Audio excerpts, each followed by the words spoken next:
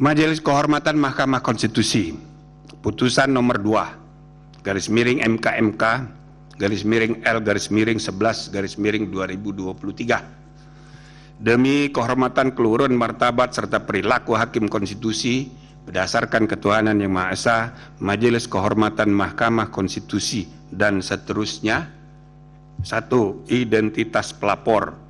1. Denny Indrayana, advokat, dan seterusnya. 2. Pergerakan Advokat Nusantara, Perkat Nusantara, dan Tim Pembela Demokrasi Indonesia, Saudara Petrus Celestinus dan kawan-kawan. 3. Perorangan warga negara yang tergabung dalam Tim Advokasi Peduli Pemilu (TAF), Saudara Gugum Ridho Putra dan kawan-kawan. 4. Perorangan warga negara yang tergabung dalam Perhimpunan Pemuda Madani, Saudara Purkon Hadjurdi dan kawan-kawan. 5. Perhimpunan Bantuan Hukum dan Hak Asasi Manusia Indonesia yang diwakili oleh Saudara Julius Ibrani dan tim. 6. Perorangan warga negara yang tergabung dalam Tim Advokasi Peduli Hukum Indonesia, nama Saudara Johan Immanuel dan kawan-kawan. 7. Lembaga Bantuan Hukum Barisan Relawan Jalan Perubahan, nama Roynal Christian Pasaribu. 8. Guru besar dan pengajar hukum tata negara, hukum administrasi negara yang tergabung dalam Constitutional Administrative Law Societies atau CALS, nomor 1 Profesor Dr. Hesti Armiwulan dan seterusnya.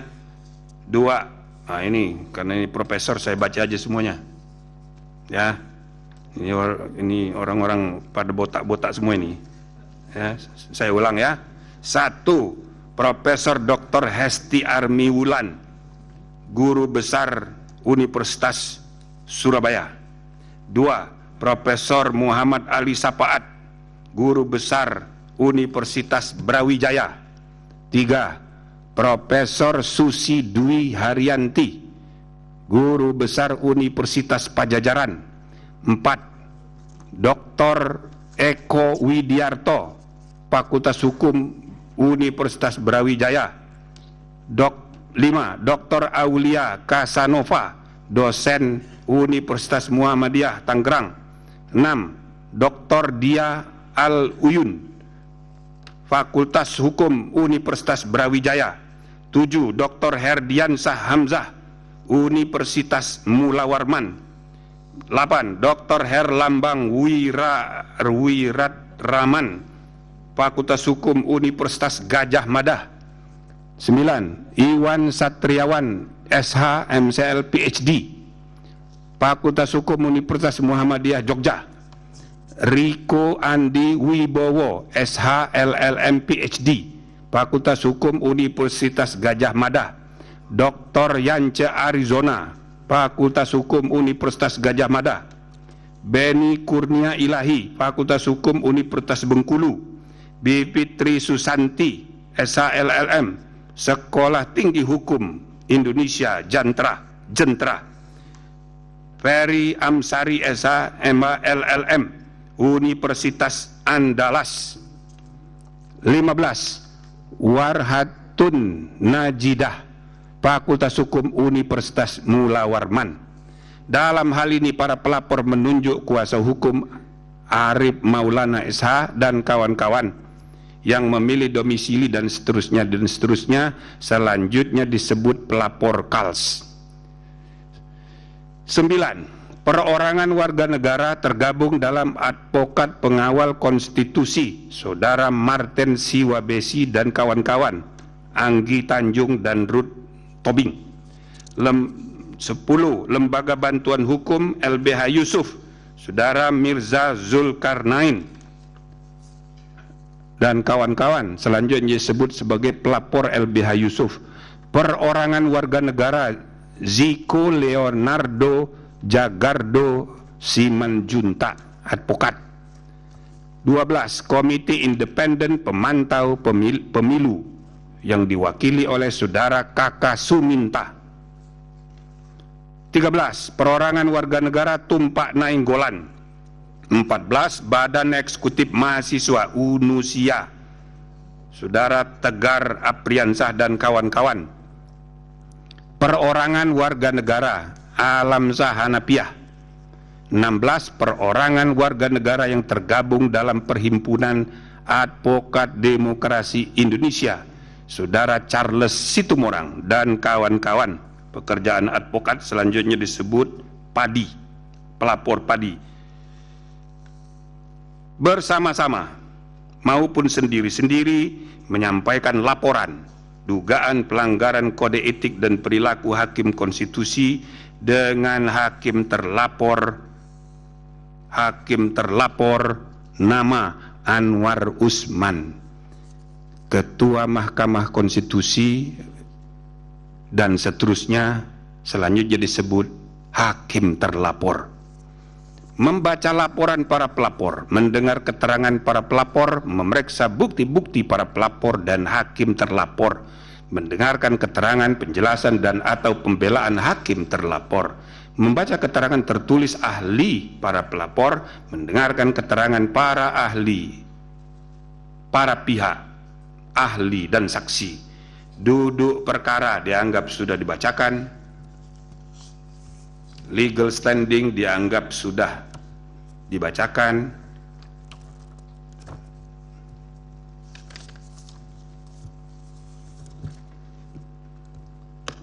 saya, Prof. Dan seterusnya, silakan. Pertimbangan hukum dan etika menimbang bahwa sebelum mempertimbangkan kewenangan Majelis Kehormatan, kedudukan hukum pelapor dan pokok-pokok laporan Majelis Kehormatan terlebih dahulu akan menguraikan hal-hal sebagai berikut. Kewenangan Mahkamah Kehormatan menilai putusan Mahkamah Konstitusi bahwa berdasarkan ketentuan Undang-Undang Mahkamah Konstitusi dan Pasal 1 Angka 4 PMK 1 2023, Majelis Kehormatan merupakan perangkat yang dibentuk untuk menjaga dan menegakkan kehormatan, keluhuran, martabat, serta kode etik dan perilaku hakim konstitusi. Bahwa berdasarkan ketentuan AKUO, kewenangan Majelis Kehormatan sesungguhnya menjangkau dan mencakup segala upaya dalam rangka menjaga dan menegakkan kehormatan, keluhuran, martabat, serta kode etik dan perilaku hakim konstitusi. Bahwa meskipun kewenangan Majelis Kehormatan menjangkau dan mencakup segala upaya dalam rangka menjaga dan menegakkan kehormatan, keluhuran, martabat, serta kode etik dan perilaku konstitusi, tidak terdapat kewenangan Majelis Kehormatan untuk melakukan penilaian hukum terhadap putusan Mahkamah Konstitusi. Terlebih lagi turut mempersoalkan perihal keabsahan atau ketidakabsahan suatu putusan Mahkamah Konstitusi. Bahwa jikalau Majelis Kehormatan menyatakan berwenang melakukan penilaian terhadap putusan Mahkamah Konstitusi, maka pada saat bersama Majelis Kehormatan bukan sedang menjalankan segala upaya dalam rangka menjaga dan menegakkan kehormatan, keluhuran, martabat serta kode etik dan perilaku hakim konstitusi, melainkan telah melampaui jauh batas kewenangannya dengan mendudukkan Majelis Kehormatan seakan memiliki superioritas legal tertentu terhadap Mahkamah Konstitusi. Bahwa posisi Majelis Kehormatan dengan superioritas legal tertentu terhadap Mahkamah Konstitusi tersebut akan sama artinya dengan Majelis Kehormatan melecehkan prinsip kemerdekaan yang melekat pada Mahkamah Konstitusi sebagai pelaku kekuasaan kehakiman, sekaligus melabrak sifat final dan mengikat putusan Mahkamah Konstitusi sebagaimana ditegaskan oleh Pasal 24C ayat 1 Undang-Undang Dasar Negara Republik Indonesia 1945. Sebagaimana dijabarkan dalam Pasal 10 ayat 1 Undang-Undang Nomor 23 tentang Mahkamah Konstitusi. Bahwa benar dalam rumusan norma Pasal 24 ayat 1 Undang-Undang 24C ayat 1 UUD 1945 tidak terdapat frasa yang menyatakan secara ceto welo-welo expressis verbis bahwa putusan Mahkamah Konstitusi bersifat final dan mengikat. Sifat final tersebut dapat dijumpai dalam rumusan Pasal 24C ayat 1 UUD 1945, yaitu bahwa Mahkamah Konstitusi berwenang mengadili pada tingkat pertama dan terakhir yang putusannya bersifat final untuk menguji undang-undang terhadap undang-undang dasar. Sementara kata mengikat tidak terdapat dalam rumusan teks UUD 1945, melainkan dalam penjelasan pasal 10 Undang-Undang 8 2011 tentang perubahan Undang-Undang 24 2003 tentang Mahkamah Konstitusi yang menyatakan dianggap dibacakan. Bahwa apakah karena alasan diatur hanya dalam penjelasan undang-undang atau putusan Mahkamah Konstitusi dan tidak secara eksplisit dalam UUD 45, maka sifat final dan mengikat putusan Mahkamah Konstitusi lantas dapat dipersoalkan, disimpangi atau dimaknai untuk dimungkinkan ada pengecualian, betapapun dilakukan secara sangat berhati-hati dan kasuistis. Menurut Majelis Kehormatan, pembacaan hukum mengenai sifat final dan mengikat putusan Mahkamah Konstitusi dengan cara demikian merupakan bukti yang menunjukkan cara membaca norma hukum secara titik koma belaka tanpa disertai pemahaman terhadap esensi ide atau gagasan besar di balik norma hukum itu sendiri. Sifat final dan mengikat putusan Mahkamah Konstitusi telah menjadi prinsip dan doktrin universal yang dipraktekkan oleh Mahkamah Konstitusi di seluruh dunia yang tidak perlu lagi dipersoalkan apalagi dibantah, terlebih lagi dengan alasan yang sekedar mengedepankan di mana ketentuan itu diatur, apakah di penjelasan undang-undang, di dalam undang-undang, di dalam putusan Mahkamah Konstitusi atau dalam UUD 1945. Bahwa dengan logika dan argumentasi sebagaimana diuraikan di atas dan argumentasi lain apapun, Majelis Kehormatan berpendirian untuk menolak atau sekurang-kurangnya tidak mempertimbangkan isu dalam laporan dugaan pelanggaran kode etik dan perilaku hakim konstitusi sepanjang berkaitan dengan permintaan pelapor untuk melakukan penilaian,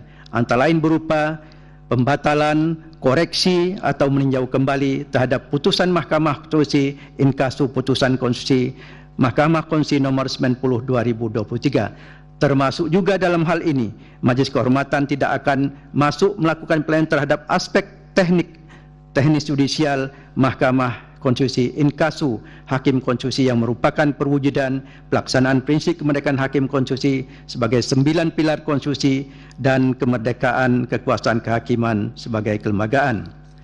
Pendapat Majelis Kehormatan terhadap ketentuan pasal 17 Undang-Undang Nomor 8 2009 tentang kekuasaan kehakiman, selanjutnya disebut Undang-Undang 48 2009, bahwa masih berkaitan dengan kewenangan Majelis Kehormatan untuk menilai putusan Mahkamah Konstitusi sebagaimana laporan pelapor yang mendalilkan isu yang pada pokoknya menyatakan bahwa putusan Mahkamah Konstitusi nomor 90 2023 harus dinyatakan tidak sah, dibatalkan atau sekurang-kurangnya meninjau kembali dengan alasan putusan dijatuhkan oleh hakim yang seharusnya mundur karena mempunyai benturan kepentingan dengan perkara yang sedang ditanganinya sebagaimana diatur dalam pasal 17 ayat 5 dan ayat 6 Undang-Undang 48 2009. Dalam hal putusan yang demikian, perkara harus diperiksa kembali dengan komposisi hakim yang berbeda sebagaimana diatur dalam pasal 17 ayat 7 Undang-Undang 48 2009 sebagaimana didalilkan oleh beberapa pelapor. Bahwa terhadap dalil para pelapor yang demikian tanpa bermaksud menilai konstitusionalitas norma Undang-Undang inkasu Undang-Undang 48 2009 dalam memeriksa dan memutus dugaan pelanggaran kode etik dan perilaku hakim konstitusi, bahwa selengkapnya ketentuan pasal 17 Undang-Undang 48 2009 terdiri atas 7 ayat 1, ayat 2, ayat 3, ayat 4, ayat 5, ayat 6, ayat 7 dianggap dibacakan.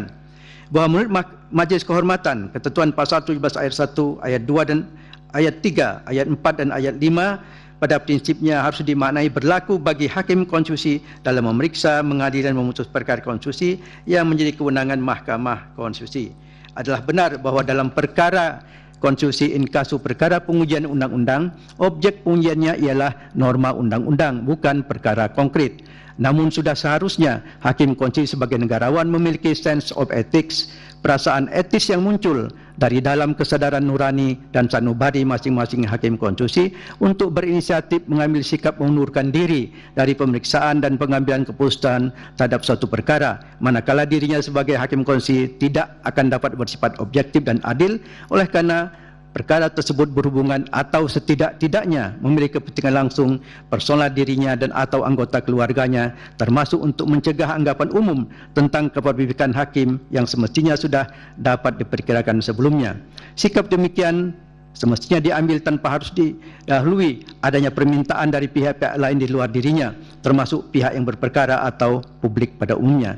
Tidak pula seharusnya hakim konstitusi menggunakan atau menggunakan alasan yang pada pokoknya berdalih bahwa Mahkamah Konstitusi mengadili norma abstrak dan atau dengan dalih pihak pihak yang berperkara bukan merupakan anggota keluarganya sebagaimana dimaksud dalam pasal 17 Undang-Undang 48 2009. Dengan kata lain, sepanjang perkara tersebut secara jelas menyiratkan potensi kepentingan diri hakim konstitusi dan atau kepentingan anggota keluarganya, sudah seharusnya hakim konstitusi mengundurkan diri dari proses pemeriksaan dan pengambilan keputusan suatu perkara konstitusi.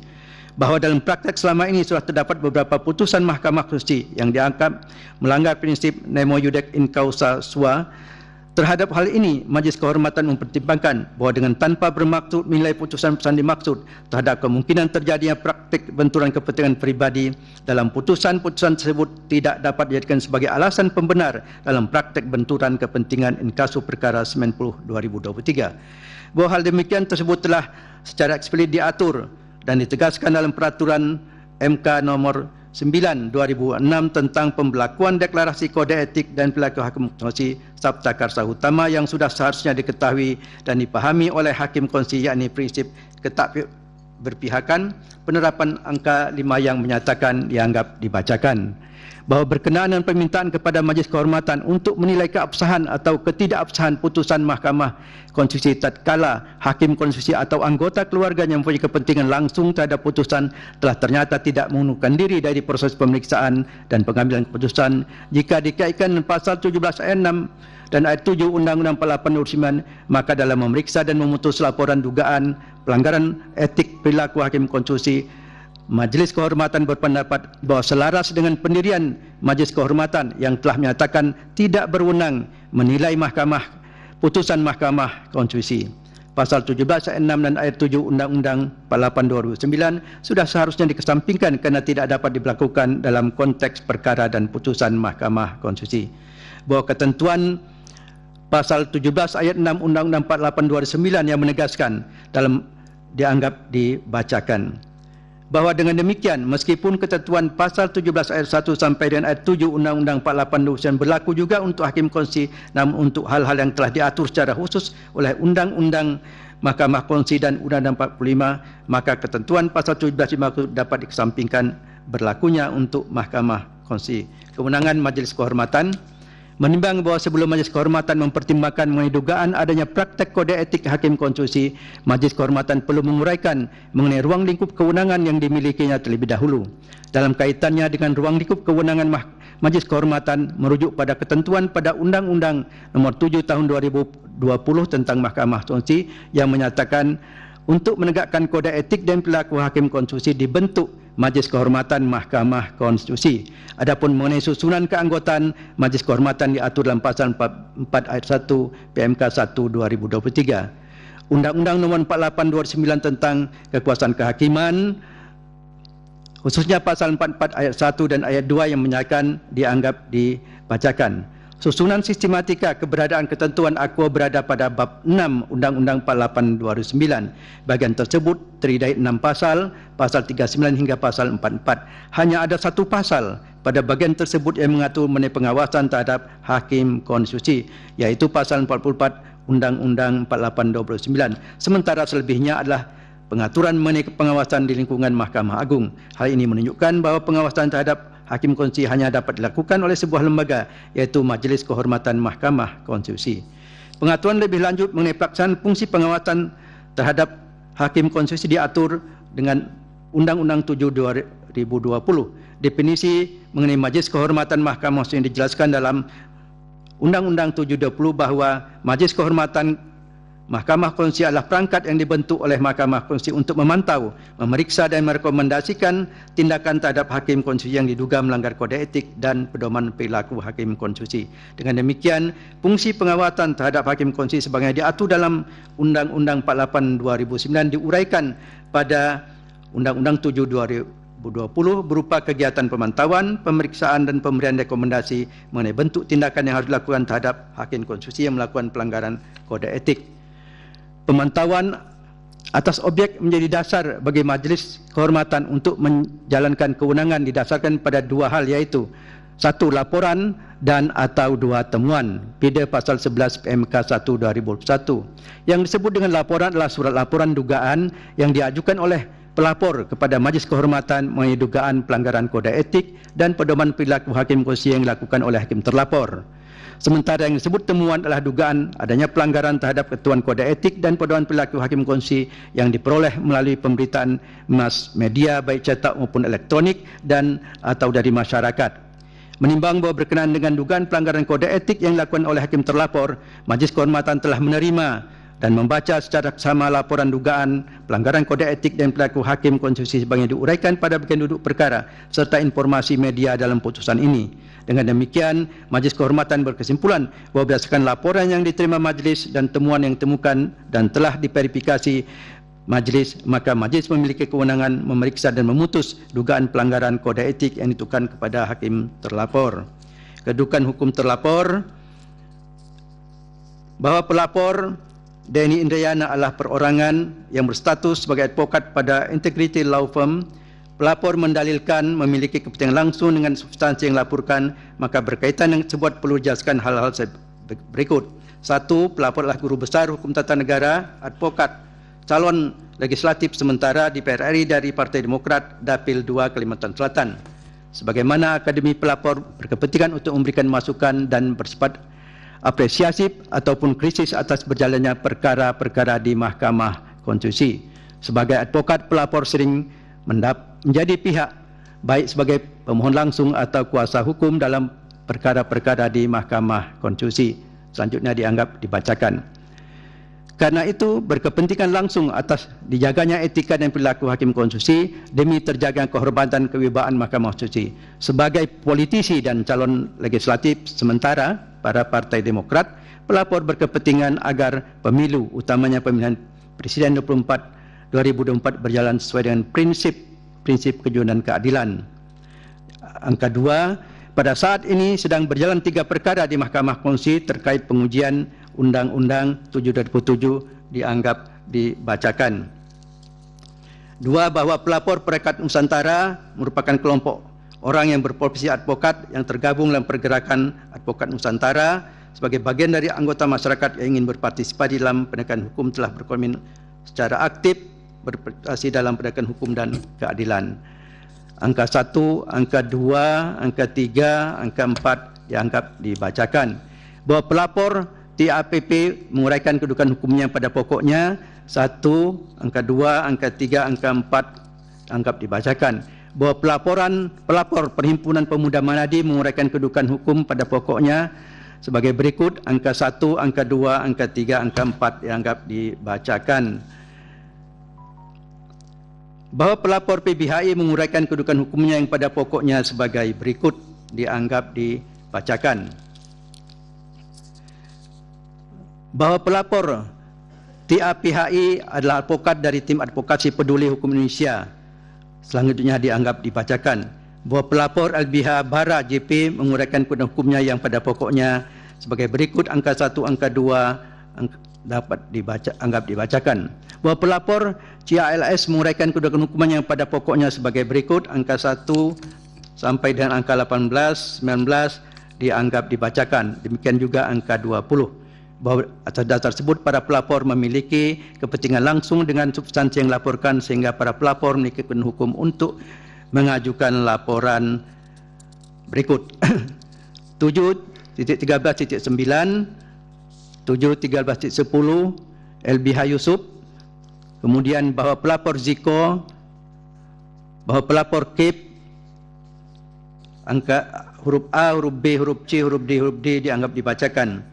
Bahwa pelapor Tumpak Nainggolan adalah bertindak demi kemaslahatan umum, selanjutnya dianggap dibacakan. Bahwa pelapor BEM Unusia menguraikan kedudukannya yang pada pokoknya sebagai berikut. Angka 1, angka 2 dianggap dibacakan. Bahwa pelapor Alam Syah menguraikan kedudukannya yang pada pokoknya sebagai berikut. Angka 1, angka 2 dianggap dibacakan. Bahwa pelapor Padi adalah kelompok masyarakat atau kumpulan masyarakat sebagai advokat, selanjutnya dianggap dibacakan. Pokok laporan para pelapor, menimbang bahwa setelah memeriksa secara saksama laporan dan keterangan para pelapor, Majelis Kehormatan menemukan fakta bahwa dari 16 laporan dugaan pelanggaran kode etik dan perilaku hakim konstitusi yang telah diterima dan diperiksa sebagai berikut. 1. Hakim terlapor dilaporkan secara tersendiri 11 laporan. Selanjutnya.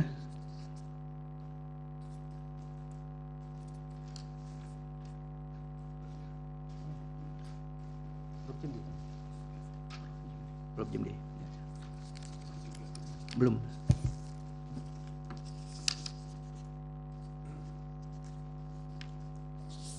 Halaman 349.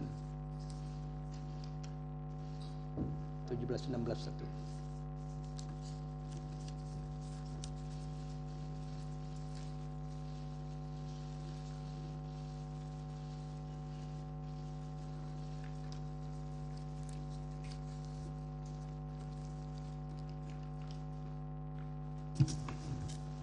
Baik, saudara-saudara, dilanjutkan.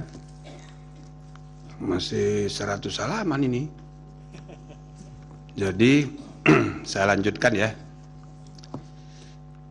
Menimbang bahwa sebelum Majelis Kehormatan mempertimbangkan 9 isu di atas, penting bagi Majelis Kehormatan untuk terlebih dahulu menjawab dan menguraikan dalil laporan yang diajukan oleh Profesor Denny Indrayana yang khususnya berkaitan dengan 4 contoh putusan Dewan Kehormatan Penyelenggara Pemilu, yaitu putusan DKPP nomor 74 DKPP 2013, putusan DKPP 2013 nomor 83, dan nomor 84 DKPP, putusan DKPP, dan seterusnya, yang tidak hanya menjatuhkan sanksi etik kepada penyelenggara pemilu, tetapi juga memberi perintah untuk perbaikan atau koreksi putusan untuk dilaksanakan oleh penyelenggara pemilu.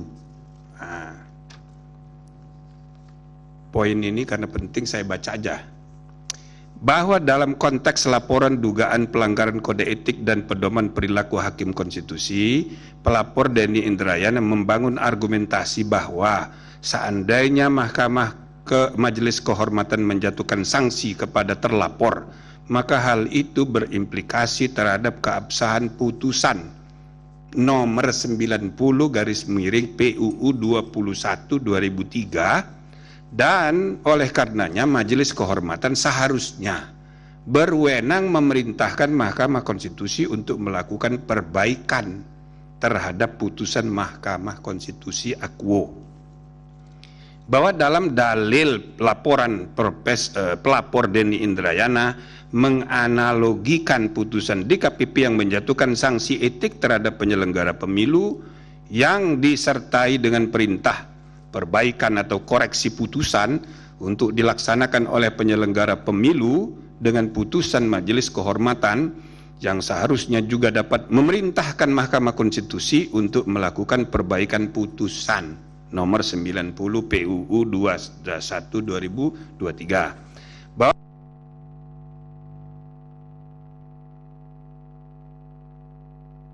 berpendapat bahwa dalil tersebut tidak tepat. Hal-hal yang menjadi alasan adalah keputusan KPU sebagai penyelenggara pemilu bersifat konkret, sementara putusan Mahkamah Konstitusi merupakan putusan lembaga peradilan yang mengadili norma yang bersifat abstrak dengan putusan yang bersifat final dan mengikat serta berlaku erga omnes. Oleh karena itu tidak tepat apabila pelapor memadankan putusan DKPP terhadap keputusan KPU dengan putusan Majelis Kehormatan terhadap putusan Mahkamah Konstitusi. Bahwa mengenai kewenangan Majelis Kehormatan untuk melakukan penilaian antara lain berupa pembatalan, koreksi, atau meninjau kembali terhadap putusan Mahkamah Konstitusi in casu putusan Mahkamah Konstitusi nomor 90 PUU 2003 telah diuraikan secara lengkap dalam paragraf 7.2 sampai dengan paragraf 7.11 di atas, yang pada pokoknya berpendirian untuk menolak isu dalam laporan dugaan pelanggaran kode etik dan perilaku hakim konstitusi sepanjang berkaitan dengan permintaan pelapor untuk melakukan penilaian antara lain berupa pembatalan, koreksi, atau meninjau kembali putusan Mahkamah Konstitusi in casu putusan Mahkamah Konstitusi nomor 90 dan seterusnya.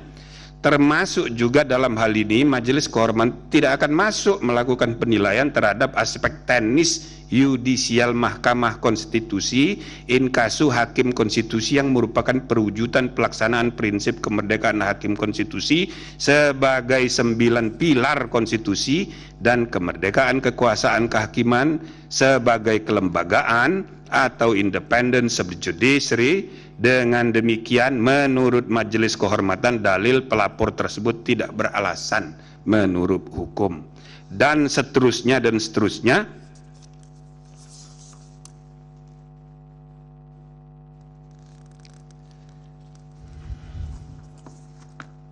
Majelis Kehormatan perlu lebih dahulu mempertimbangkan mengenai kemungkinan adanya benturan kepentingan dalam kaitannya dengan karakteristik pengujian undang-undang yang bersifat pengujian norma abstrak.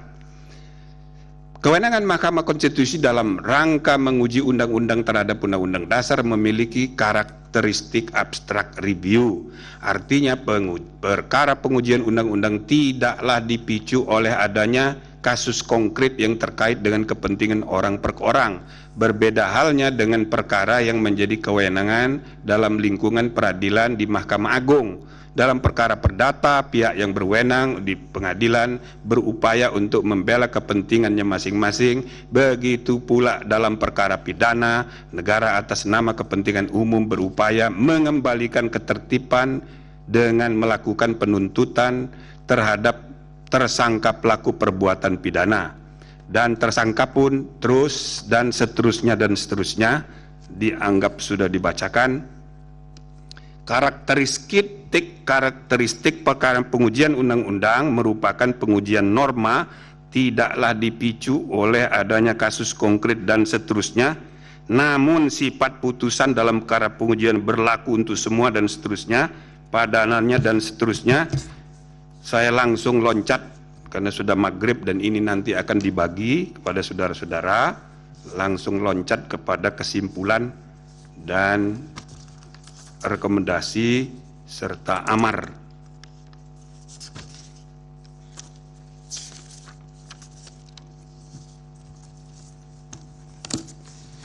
Kesimpulan dan rekomendasi. Kesimpulan, menimbang bahwa berdasarkan uraian duduk perkara, fakta-fakta yang terungkap dalam rapat dan sidang pemeriksaan pendahuluan, sidang pemeriksaan lanjutan yang berisi pembelaan hakim terlapor, keterangan ahli, serta dan saksi serta pertimbangan hukum dan etika di atas dapat disimpulkan hal-hal sebagai berikut. 1.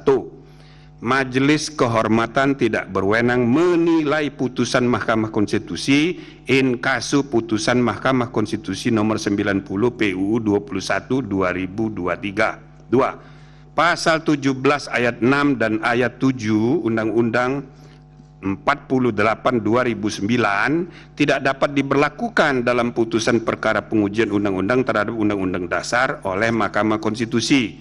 3. Dalil yang memadankan putusan DKPP terkait dengan keputusan KPU dengan putusan Majelis Kehormatan Mahkamah Konstitusi terkait putusan perkara pengujian undang-undang tidak tepat. 4. Majelis Kehormatan tidak menemukan cukup bukti untuk dapat menyatakan hakim terlapor memerintahkan adanya pelanggaran prosedur dalam proses pembatalan pencabutan permohonan perkara nomor 90 PUU 21 2023. Majelis Kehormatan nomor 5. Majelis Kehormatan tidak menemukan bukti hakim terlapor telah berbohong terkait alasan ketidakhadiran dalam RPH pengambilan putusan perkara nomor 29 dan seterusnya, 51 dan seterusnya, dan 55 dan seterusnya, melainkan hakim terlapor justru tidak merasa adanya benturan kepentingan yang nyata. 6. Hakim terlapor tidak mengundurkan diri dari proses pemeriksaan dan pengambilan putusan nomor 90 PUU 21 2023 terbukti melanggar sabta karsa utama, prinsip ketidakberpihakan, penerapan angka 5 huruf B dan prinsip integritas penerapan angka 2. Majelis Kehormatan tidak menemukan cukup bukti berkenaan dengan motif penundaan pembentukan MK-MK permanen, sehingga patut dikesampingkan. 8. Hakim terlapor sebagai Ketua Mahkamah Konstitusi terbukti tidak menjalankan fungsi kepemimpinan judicial leadership secara optimal, sehingga melanggar Sabta Karsa Utama, prinsip kecakapan dan kesetaraan, penerapan angka 5. 9. Hakim terlapor terbukti dengan sengaja membuka ruang intervensi pihak luar dalam proses pengambilan keputusan nomor 90 PU 21 2023, sehingga melanggar Sabta Karsa Utama, prinsip independensi, penerapan angka 1, 2, dan 3. 10. Ceramah hakim terlapor mengenai kepemimpinan usia muda di Universitas Islam Sultan Agung Semarang berkaitan erat dengan substansi perkara, menyangkut syarat usia capres dan cawapres, sehingga terbukti melanggar Sabta Karsa Utama, prinsip ketidakberpihakan, penerapan angka 4. 11. Hakim terlapor dan seluruh hakim konstitusi terbukti tidak dapat menjaga keterangan atau informasi rahasia dalam rapat permusyawaratan hakim yang bersifat tertutup, sehingga melanggar prinsip kepantasan dan kesopanan, penerapan angka 9. 12. Permintaan pelapor BEM Unusia agar tidak mengikut sertakan hakim terlapor dalam pemeriksaan perkara nomor 141 PU 21 2023 dapat dibenarkan. Nah, itu perkaranya sudah diregistrasi, maka akan disidang dan permintaan BEM Unusia dapat dibenarkan. 13. Hakim terlapor tidak diperkenankan untuk terlibat atau melibatkan diri dalam pemeriksaan dan pengambilan keputusan dalam perkara perselisihan hasil pemilihan presiden dan wakil presiden, pemilihan anggota DPR, DPD, dan DPRD, serta pemilihan gubernur, bupati, dan wali kota yang memiliki potensi timbulnya benturan kepentingan. Rekomendasi: menimbang bahwa dengan bertolak dari hal-hal serta fakta-fakta yang ditemukan selama berlangsungan proses persidangan, Majelis Kehormatan Mahkamah Konstitusi memandang penting merekomendasikan hal-hal berikut. 1. Hakim konstitusi tidak boleh membiarkan kebiasaan praktek saling pengaruh-mempengaruhi antar hakim dalam menentukan sikap, dalam memeriksa, mengadili, dan memutus suatu perkara yang menyebabkan independensi tiap hakim sebagai 9 pilar tegaknya konstitusi menjadi tidak kokoh, dan pada gilirannya membuka peluang untuk terjadinya pelemahan terhadap independensi struktural kekuasaan kehakiman Mahkamah Konstitusi secara kelembagaan. 2. Hakim konstitusi tidak boleh membiarkan terjadinya praktek pelanggaran kode etik dan perilaku hakim konstitusi yang nyata tanpa kesungguhan untuk saling ingat mengingatkan antar hakim, termasuk terhadap pimpinan, karena budaya kerja yang ewuh pekewo, sehingga prinsip kesetaraan antar hakim terabaikan dan praktek pelanggaran etik biasa terjadi. 3. Hakim konstitusi harus menjaga iklim intelektual yang syarat dengan ide-ide dan prinsip-prinsip pencarian kebenaran dan konstitusional yang hidup berdasarkan nurani yang bersih dan akal sehat yang tulus untuk kepentingan bangsa dan negara, yang tercermin dalam penulisan pendapat hukum dan dalam permusyawaratan dan perdebatan substantif di antara para hakim untuk menemukan kebenaran dan keadilan konstitusional yang hidup itu sebagaimana mestinya. 4. Hakim konstitusi secara sendiri-sendiri dan bersama-sama harus memiliki tanggung jawab hukum dan moral untuk menjaga agar informasi rahasia yang dibahas dalam rapat permusyawaratan hakim tidak bocor keluar. 5. Majelis Kehormatan merekomendasikan agar diadakan revisi Peraturan Mahkamah Konstitusi nomor 1 tahun 2003 tentang Majelis Kehormatan Mahkamah Konstitusi, terutama dengan meniadakan mekanisme Majelis Kehormatan banding. Atau bila mana dinilai sangat diperlukan, maka sebaiknya diatur dalam undang-undang, bukan diatur sendiri oleh Mahkamah Konstitusi. Nah, sebelum saya amar, itu namanya jeruk makan jeruk, ya kan? Nah, tapi itu jeruk makan jeruk tidak masuk di putusan. Nah, yang terakhir, amar putusan. Mengingat Undang-Undang Nomor 24 Tahun 2003 tentang Mahkamah Konstitusi yang telah diubah terakhir dengan Undang-Undang Nomor 7 Tahun 2020 tentang perubahan ketiga atas Undang-Undang Nomor 24 Tahun 2003 tentang Mahkamah Konstitusi dan Peraturan Mahkamah Konstitusi Nomor 1 Tahun 2023 tentang Majelis Kehormatan Mahkamah Konstitusi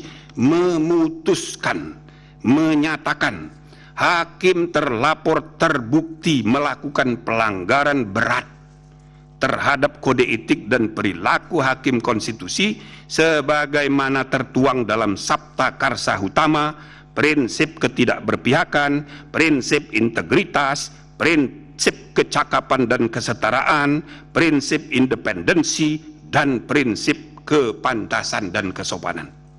2. Menjatuhkan sanksi pemberhentian dari jabatan Ketua Mahkamah Konstitusi kepada hakim terlapor. 3. Memerintahkan Wakil Ketua Mahkamah Konstitusi untuk dalam waktu 2 kali 24 jam sejak putusan ini selesai diucapkan memimpin penyelenggaraan pemilihan pimpinan yang baru sesuai dengan peraturan perundang-undangan. 4. Hakim terlapor tidak berhak untuk mencalonkan diri atau dicalonkan sebagai pimpinan Mahkamah Konstitusi sampai masa jabatan hakim terlapor sebagai hakim konstitusi berakhir. 5. Hakim terlapor tidak diperkenankan terlibat atau melibatkan diri dalam pemeriksaan dan pengambilan keputusan dalam perkara perselisihan hasil pemilihan presiden dan wakil presiden, pemilian anggota DPR, DPD, dan DPRD, serta pemilihan gubernur, bupati, dan wali kota yang memiliki potensi timbulnya benturan kepentingan. Selanjutnya, saudara-saudara, ada dari 3 orang pendapat berbeda 1 orang. Saya persilakan. Terima kasih, Ketua. Terhadap putusan sanksi oleh Majelis Kehormatan terhadap hakim terlapor, saya mengajukan dissenting opinion, sebagaimana disebutkan di atas. Dasar saya memberikan pendapat berbeda yang yaitu pemberhentian tidak dengan hormat kepada hakim terlapor sebagai hakim konstitusi in caso Anwar Usman karena hakim terlapor terbukti melakukan pelanggaran berat seperti disebutkan tadi. Sanksi terhadap pelanggaran berat hanya pemberhentian tidak dengan hormat dan tidak ada sanksi lain sebagaimana diatur dalam pasal 41 huruf C dan pasal 47 Peraturan Mahkamah Konstitusi Nomor 1 Tahun 2003 tentang Majelis Kehormatan Mahkamah Konstitusi. Satu hal yang menggembirakan saya ialah bahwa dalam rapat-rapat Majelis Kehormatan yang membahas laporan mengenai dugaan pelanggaran hakim konstitusi terlapor dan fakta-fakta yang terungkap dalam sidang dan rapat pembelaan hakim terlapor, keterangan saksi termasuk hakim konstitusi lainnya yang didengar keterangannya, pendapat kami bertiga sama semua. Dan terjadi diskusi yang sangat substansif, namun saling menghormati, dimaringi dengan saling senyum, selalu senyum. Namun dalam membuat kesimpulan dan penentuan sanksi terhadap hakim terlapor Anwar Usman, kami berbeda. Dengan saya harus memberikan dissenting opinion. Menurut saya mungkin karena latar belakang saya sebagai akademis hukum, memang sepanjang karir saya yang terus berpotensi sebagai akademisi, yaitu dosen saya, dosen di Universitas Indonesia selama 35 tahun. 71 sampai tahun 1971 sampai 2006, dan di Universitas Pelita Harapan dari 2003 hingga sekarang, artinya 20 tahun. Sebagai dosen saya juga mengabdikan ilmu saya sebagai anggota Dewan Etik Hakim Konstitusi 2018 sampai 2020. Tetap diangkat berdasarkan kriteria akademik saya.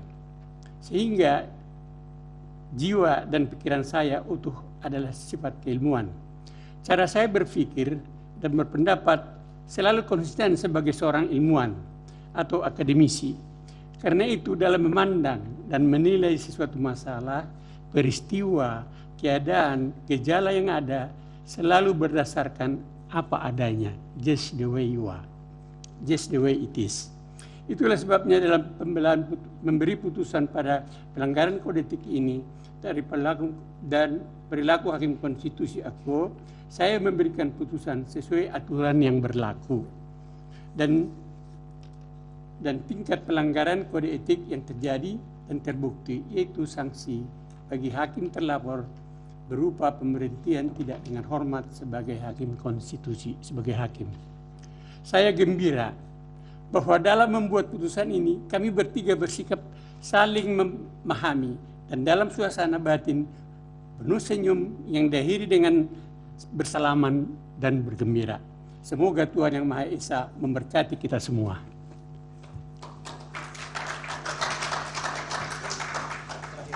Masih ada ya? Ya, putusan. Baik.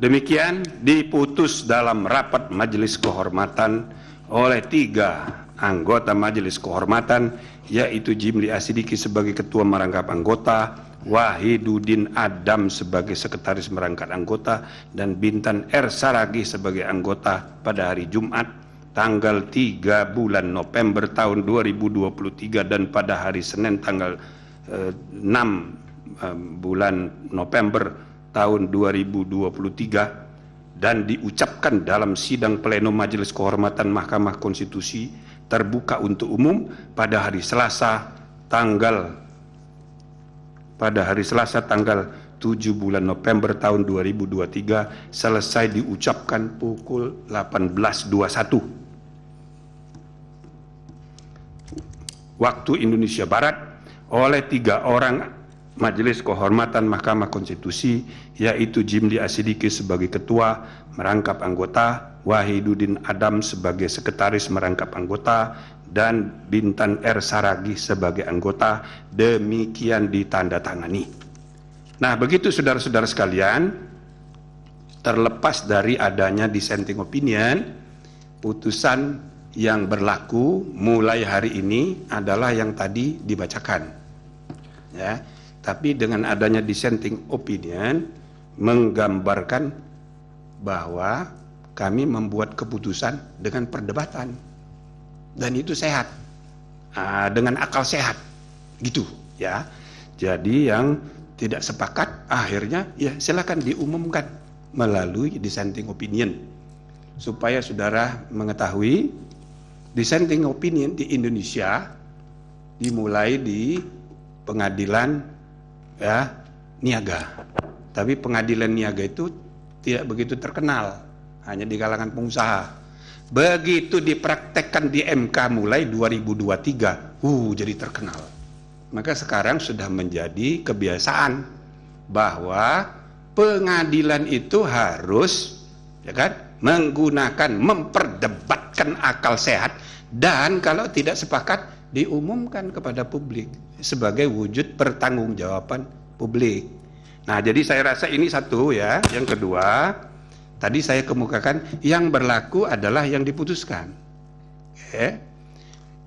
Kami tadi sudah dijelaskan sama pendapatnya ini. Cuma kalau sanksinya adalah sebagaimana ditentukan dalam PMK, pemberhentian tidak hormat dari anggota, maka itu diharuskan diberi kesempatan untuk majelis banding. Yang majelis banding dibentuk berdasarkan PMK itu, ya kan? Nah, membuat putusan Majelis Kehormatan tidak pasti, sedangkan kita sedang menghadapi ya proses persiapan pemilihan umum yang sudah dekat. Kita memerlukan kepastian yang adil, gitu loh, untuk tidak menimbulkan masalah-masalah yang berakibat pada proses pemilu yang tidak damai, proses pemilu yang tidak terpercaya. Nah, untuk itulah kami memutuskan berhenti dari ketua sehingga ketentuan mengenai majelis banding tidak berlaku. Karena dia tidak berlaku, maka putusan MK yang dibacakan hari ini mulai berlaku hari ini, dan dalam 2 kali 24 jam harus sudah diadakan pemilihan. Ah, gitu ya. Udah ada. Gak usah keras-keras tepuk tangannya, dalam hati aja. Nah, jadi saudara-saudara sekalian, inilah putusan ya, mudah-mudahan ya dilaksanakan, dihormati sebagaimana mestinya, dan tidak ada alasan untuk tidak menghormatinya, karena ini majelis kehormatan yang dibentuk secara resmi berdasarkan undang-undang yang implementasinya diatur dalam PMK. Namun sebagaimana tadi kami sudah bacakan, salah satu rekomendasi terakhir yang kita sarankan kepada MK ke depan, sebaiknya PMK-nya diperbaiki. Tidak usah ada banding-banding segala itu. Kalau memang diperlukan, ya diatur di undang-undang supaya tidak jeruk makan jeruk. Prinsipnya jeruk tidak boleh makan jeruk. Nah, gitu. Jadi itu saudara-saudara sekalian, mudah-mudahan sudah cukup ya. Terakhir kami berharap mudah-mudahan ya bisa diterima dan bisa memberi kepastian bahwa aturan main sudah selesai dengan putusan MK, dan kemudian sudah dilaksanakan sebagaimana mestinya oleh penyelenggara pemilu.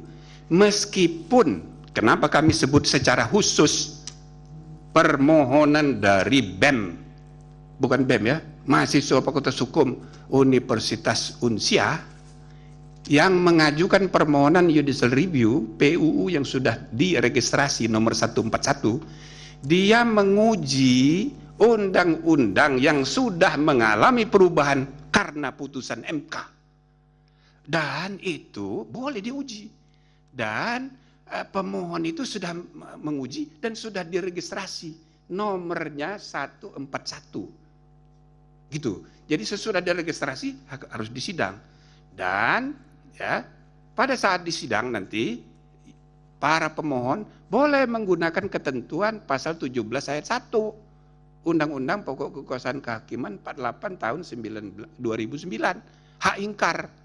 Nah, hak ingkar terkait dengan putusan MK ini, di mana hakim terlapor yang sudah diberi sanksi tidak boleh mengikuti penanganan perkara itu. Berarti hakimnya cuma 4, maka ada peluang untuk terjadinya perubahan, tapi bukan oleh MK, melainkan oleh MK sendiri, supaya orang tidak menganggap MK itu Mahkamah Konstitusinya MK, jadi di atas MK. Nah, itu tidak benar juga.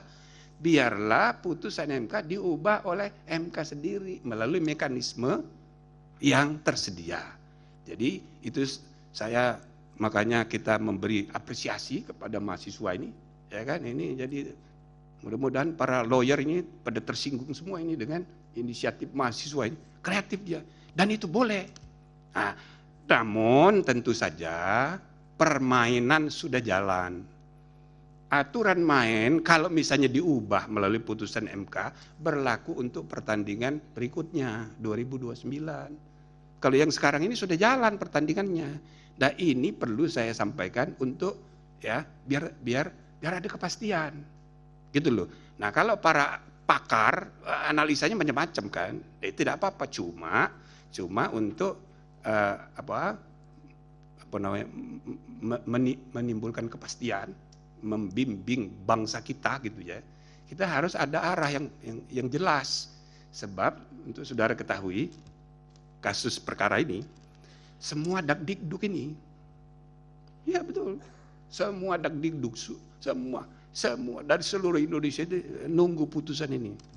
Ya kan? Pertama, gara-gara kita buat putusan perkara ini sidangnya terbuka. Kedua, ada permohonan Profesor Denny supaya ada putusan profesi. Tapi jawabannya nggak usah pakai profesi, tapi jadwalnya aja kita tanggal 7 mengejar tanggal 8 saat terakhir untuk kemungkinan perubahan capres. Maka terus terang aja ini semua pada nunggu ini. Nah, jadi mudah-mudahan dakdikduk semua ini, semua kelompok ini sedang dakdikduk terjawab dengan putusan MK ini. Ya gitu ya. Nah, mudah-mudahan saudara-saudara putusan ini berterima di masyarakat luas, dan dengan mengucapkan terima kasih atas jasa saudara semua sebagai pelapor, ya, saudara semua ini berjasa. Putusan bersejarah itu hanya mungkin terjadi karena pelapor, penggugat, pemohon, atau ya lawyer. Nah, jadi karena itu saya ucapkan selamat pada saudara-saudara semua. Dengan ini sidang Majelis Kehormatan Mahkamah Konstitusi saya nyatakan ditutup. Sebentar. Hadirin dimohon berdiri. Sebentar, satu lagi sebelum berdiri saya tambah. Ini udah tutup ya. Nah, jadi saya ingin staf menyiapkan putusan, naskah putusan akan kita berikan kepada para pihak simbolik hari ini juga. Ini untuk menunjukkan bahwa di samping online kita juga akan menyerahkan fisik hari ini. Oke, itu satu. Yang kedua, saya sekedar mengingatkan karena saya ini ketua pertama lembaga ini. 5 tahun saya memimpin MK tidak pernah sidang terlambat. Tak pernah. Saya ingin mahkamah ini dikelola, diurus oleh hakim generasi sekarang. Juga jangan terlambat. Dan juga putusan-putusan langsung instan diserahkan. Bukan hanya di online, tapi diserahkan.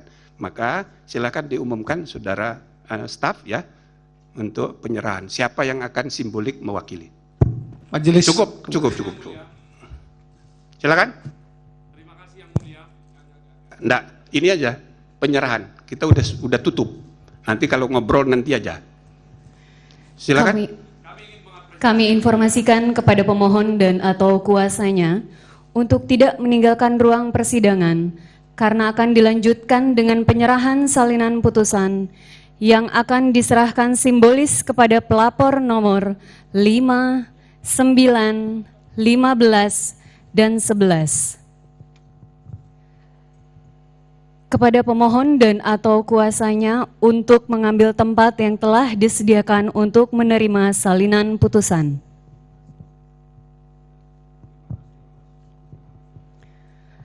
Penyerahan salinan putusan akan diserahkan secara berurutan kepada pelapor nomor 5 atas nama Ahmad Fatoni, nomor 9 atas nama Tim Advokasi Peduli Hukum Indonesia, pelapor nomor 15 atas nama Advokat Pengawal Konstitusi Raden Elang, dan pemohon keempat dan pelapor keempat nomor 11 atas nama Constitutional and Administrative Law Society.